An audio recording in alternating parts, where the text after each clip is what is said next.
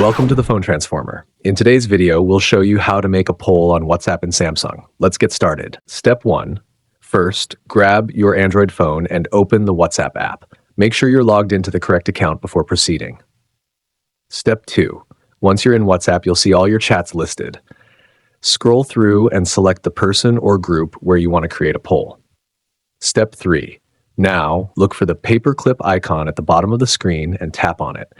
This icon allows you to attach different types of media and features. Step 4. Within the menu that appears, you'll see multiple options. Look for the poll option and tap on it. Step 5. A new screen will open where you can type your question.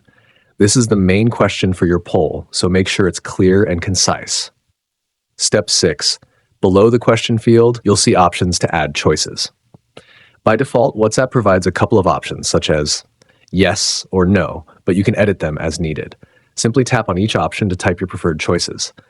Step 7. If you want to rearrange the options, simply tap and hold the menu icon next to an option, then drag it to your preferred position. Step 8.